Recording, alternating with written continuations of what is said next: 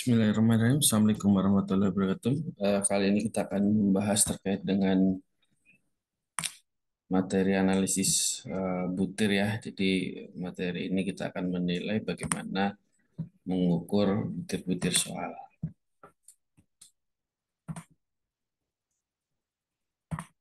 Nah, sebenarnya untuk analisis butir soal ini sebenarnya untuk bertujuan bagaimana kita memperoleh informasi apakah soal-soal itu memiliki kualitas baik atau kualitas kurang baik atau bahkan soal yang kita buat itu memiliki kualitas yang jelek gitu ya.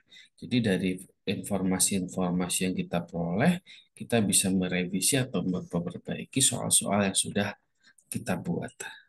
Nah, ini sekilas terkait dengan tujuan dari analisis butir soal. Nah, di dalam analisis butir soal ada yang pertama yang kita bahas yaitu terkait dengan taraf kesukarannya. Jadi taraf kesukaran ini eh, merupakan ukuran di mana apakah soal-soal itu memiliki nilai dari 0 sampai 1. Nah, nilai-nilai ini menjelaskan kalau soal-soal mendekati nilai 0, maka dia akan memasuki kualifikasi sukar, tetapi apabila dia mendekati angka 1, dia memenuhi kualifikasi yang mudah.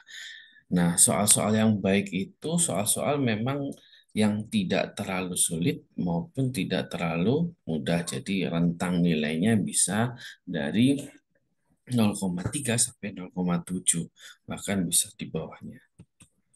Nah, di sini untuk mengetahui bagaimana proporsi terkait dengan suatu soal, itu kita bisa menggunakan rumus di mana P sama dengan B per JP, JS gitu ya. Di mana P itu merupakan indeks sukaran, B itu banyaknya siswa yang menjawab dengan benar, dan JS itu keseluruhan siswanya. Nah, ini diambil dari sumber Ari Kunto 2007.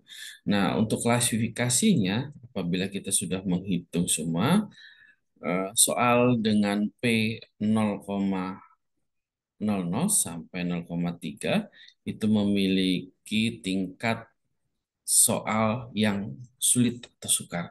Tetapi jika soal memiliki nilai P sama dengan 0,30 sampai 0,7, maka itu soal yang sedang, sedangkan nilainya P-nya 0,7 sampai 1 itu soal mudah. Nah, diharapkan soal-soal itu tidak sulit dan tidak mudah di sini, maka harapannya rentang soal atau nilai proporsinya dari suatu soal atau satu soal itu antara nilai 0,3 sampai 0,7. Nah, ini contoh perhitungannya ya. Apabila kita menghitung sama seperti uji validitas reliabilitas item soal, jadi yang kita ukur adalah per butir soalnya. Nah, di sini sudah terlihat bagaimana contoh misal soal nomor 1, kita lihat tingkat kriterianya adalah sukar. Karena apa? Di sini hanya menjawab dengan benar hanya 2 siswa ya. Jadi setelah kita menggunakan rumus tadi, nilai proporsinya adalah 0,20, maka dia tergolong kategori sukar. Nah, kalau kita perhatikan nilai dari masing-masing item soal ini, ternyata yang sedang itu memiliki jumlah 4 ya. Yang sulitnya ada atau sukarnya ada 2 dan yang mudahnya ada 1. Nah, di sini terkait dengan pembahasan kedua ya, yaitu tentang daya pembeda.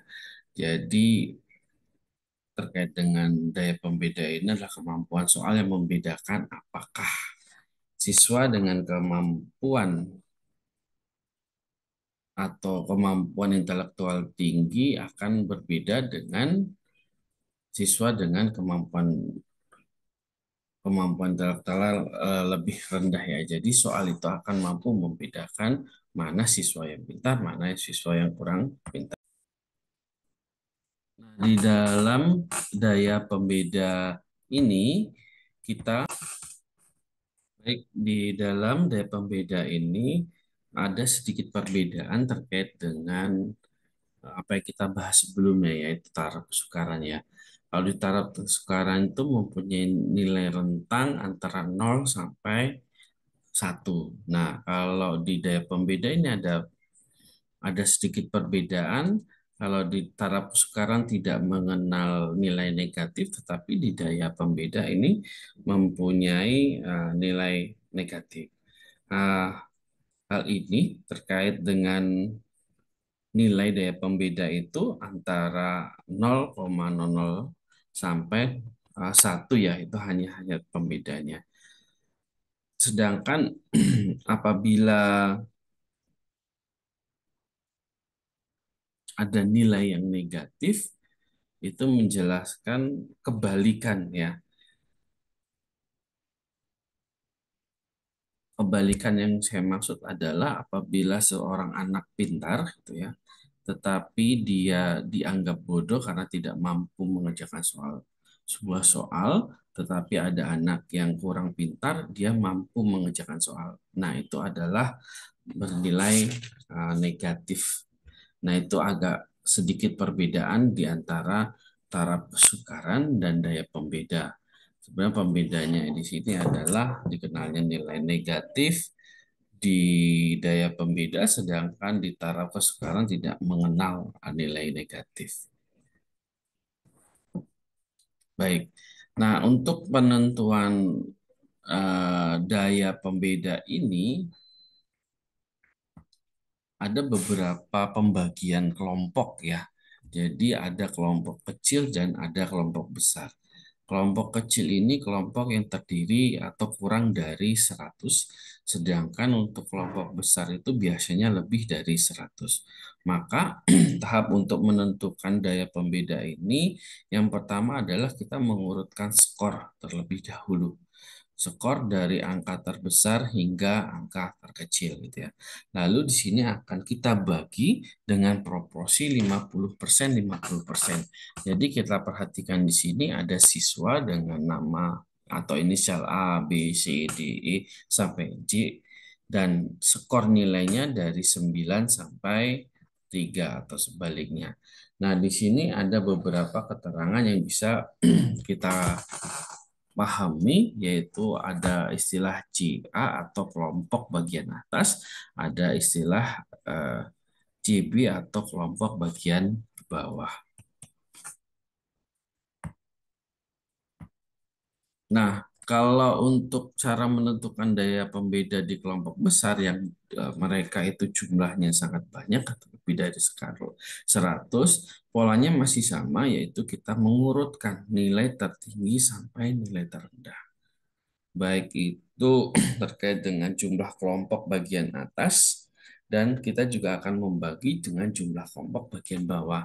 Cuman ada proporsi yang kita ambil karena jumlahnya terlalu besar, tidak mungkin yang akan kita hitung keseluruhan, maka di sini yang kita gunakan hanya 27% dari nilai kelompok bagian atas, dan 27% juga yang kita ambil nilai bagian bawah. Jadi ini pembedanya antara kelompok besar maupun kelompok kecil. Nah, ini untuk rumus diskriminan atau biasa disebut rumus D ya. Jadi keterangannya di situ kita bisa sama-sama baca. D sama dengan BA dibagi CA min BB dibagi CB sama dengan PA min PB. Jadi di situ sudah ada beberapa keterangan yang bisa kalian baca dan kalian pahami mana pengelompokan-pengelompokan yang akan kita gunakan dalam perhitungan ya.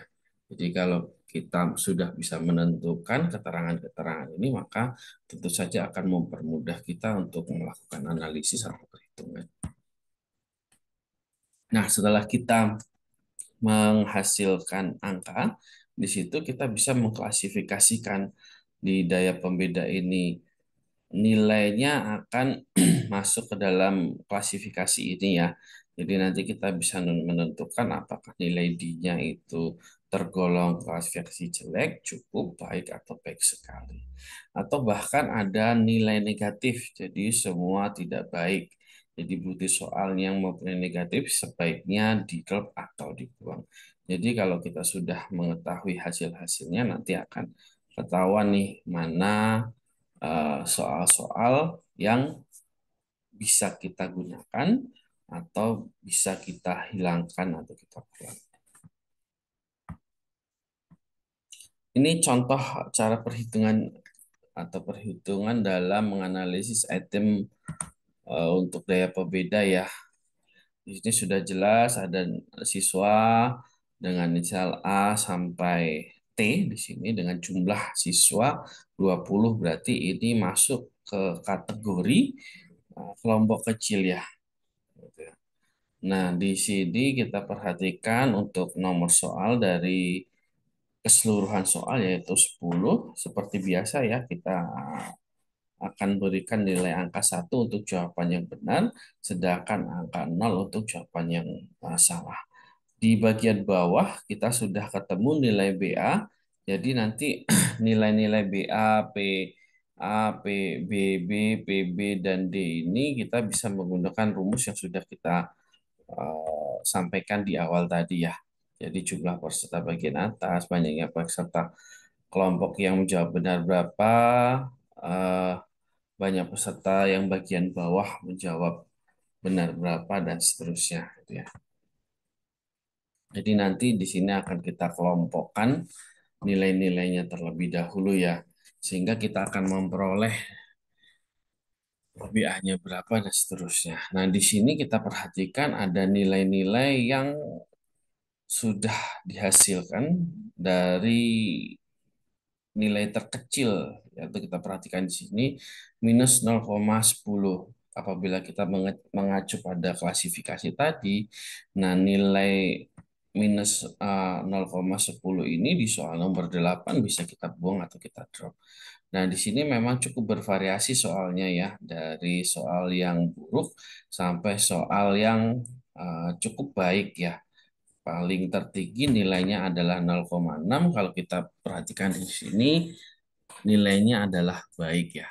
Baik itu dari 0,40 sampai 0,70. Coba kita lihat ada berapa yang baik. Ada yang baik itu 1, 2, 3, 4, 5. Jadi ada 5 soal yang baik, satu yang cukup, berarti ya. 0,30. Kita perhatikan di sini, kita balik 0,20 sampai 0,40 ini masuk ke cukup. Cukup, dan yang jelek itu ada satu gitu ya, atau dua. Nah, ini hasil-hasil yang bisa kita perhatikan. Nah, cara untuk mengetahui BAPB, PB, BB, dan PP ini tentu saja kita nanti akan mengurutkannya. Bagaimana jawaban yang siswa yang benar dan seterusnya sesuai dengan rumus di awal tadi. Nah, untuk pola jawaban soal ini berhubungan terkait dengan penentuan pilihan di soal-soal pilihan ganda. Jadi, nanti pola jawaban ini terkait dengan jawaban mana yang akan dihitung jawaban benarnya antara A, B, C, D. Jadi, pada pola jawaban ini berkaitan dengan jawaban-jawaban pengecoh. Jadi, kalau jawaban pengecohnya cenderung lebih banyak dipilih, maka itu cenderung memiliki soal yang nilai yang bagus gitu ya, soal nilainya. Jadi kalau apabila dikurang itu, maka soal pengecohnya dianggap tidak baik. Coba kita perhatikan di sini. Di sini ada analisis pola pada jawaban soal. Ini sama dengan eh, apa perhitungan-perhitungan sebelumnya ya. Jadi yang akan diukur adalah per butir soalnya. Ini contoh saja untuk pola butir nomor 1. Jadi nanti kalian juga bisa melihat atau mengukur pola butir selanjutnya. Apabila nanti ada 10, maka ada 10 juga terkait dengan perhitungan polanya atau analisis polanya ya. Nah, di sini kita perhatikan pilihan jawabannya ada A, B, C, D, E, dan O ini adalah omitted ya, yang artinya tidak menjawab apakah di dalam soal itu ada yang menjawab atau tidak menjawab ya. Gitu. Kalau kita perhatikan di sini ada tanda bintang merupakan jawaban kunci jawaban yang benar. Nah, kalau kita perhatikan untuk soal A ya, itu ada dengan jumlah 5 ya. Lima yang mengisi. Soal B dengan jawaban benar itu ada 13 dan 6. Untuk soal C itu hanya satu, soal D hanya satu, dan soal E hanya 0. Nah, ini KA dan KB ini ada kelompok atas maupun kelompok bawah. Kelompok atas maupun kelompok bawah. Jadi nanti terlebih dahulu dikelompokkan, kelompok atasnya menjawab di soal satu berapa, kelompok bawahnya menjawab soal satu berapa, sehingga nanti kita ketemu jumlahnya. Di KA yang menjawab B dengan jumlah 13, sedangkan di KB itu cukup bervariasi ya, atau kelompok bawah cukup bervariasi A, B, C, D dengan total sama sebanyak 13 sehingga totalnya adalah 26. Nah, kita perhatikan untuk jumlah ini pasti akan sama ya. Jumlah pada keterangan butir soal nomor satu, kalau kita perhatikan kita hitung adalah 26. Di sini juga kalau kita jumlahkan akan 26. Nah, untuk soal pengecoh yang baik atau memang berfungsi, itu mempunyai persentase lebih dari 5%. Apabila dia persentasenya kurang dari 5%, maka soal-soal pengecoh ini tidak berfungsi. Nah, maksudnya tidak berfungsi apa? Mungkin soal pengecoh itu terlalu jomplang. Misalnya, kita gampangnya arah dari jawaban soal pengecoh itu terlalu jauh sehingga daya tarik siswa untuk memilih jawaban tersebut tidak ada, sehingga jawaban salah yang tidak memiliki daya tarik itu tidak ada pemilihnya, sehingga di soal-soal pengecoh atau jawaban pengecoh itu dia memiliki nilai kurang dari 5% atau daya pengecohnya itu tidak berfungsi. Nah, ini kita lihat hasil pengukurannya di soal butir nomor satu. A itu dengan jumlah 25, dengan jumlah 5 orang yang menjawab pada kelompok bagian bawah akan dibagi dengan jumlah total keseluruhan jawaban sebanyak 26 dikali 100%. Kalau kita perhatikan di situ nilainya sudah lebih dari 5% ya. Artinya kalau 5% ternyata ini berfungsi pengecohnya. Berfungsi itu indikatornya apa? Berfungsi itu indikatornya siswa mampu terkecoh oleh pilihan jawaban tersebut. Jadi siswa itu memilih jawaban A. Dianggap bahwa jawaban A itu benar, tapi jawaban yang lainnya itu ya dianggap salah gitu. Padahal jawaban yang benar adalah B. Untuk soal atau jawaban C, D, dan E, serta yang O ya, yang omitted itu tadi, kita perhatikan di perhitungan di sini, nilainya kurang dari 5%. Artinya di situ pengecohnya atau daya pengecohnya itu tidak berfungsi. Hal ini menjelaskan bahwa jawaban yang kita tampilkan dalam pilihan ganda ini tidak memiliki daya tarik siswa untuk memilih karena mungkin ya jawabannya terlalu jauh. Kalau kita ngomongin masakan dari Pulau Jawa, tapi jawabannya misalnya contohnya rendang. Ya, rendang sudah pasti di Sumatera ya, di Padang. Nah, itu jawaban yang pilihannya tidak menarik siswa untuk menjawab pilihan tersebut karena ya salah satunya kita lihat bahwa ya sudah jelas makanan rendang itu ya dari Sumatera atau dari Padang, nggak mungkin dari apa Pulau Jawa. Tapi kalau makanan yang mungkin tidak familiar dan bahasanya mendekati bahasa-bahasa Pulau Jawa ya mungkin itu sebagai soal-soal yang bisa memiliki daya pengecoh yang baik atau berfungsi.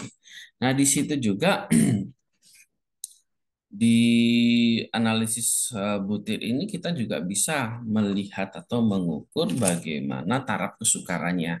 Kalau kita perhatikan di sini taraf kesukaran yang diperoleh adalah nilainya 0,846, artinya sebenarnya soal ini masih tergolong soal yang mudah.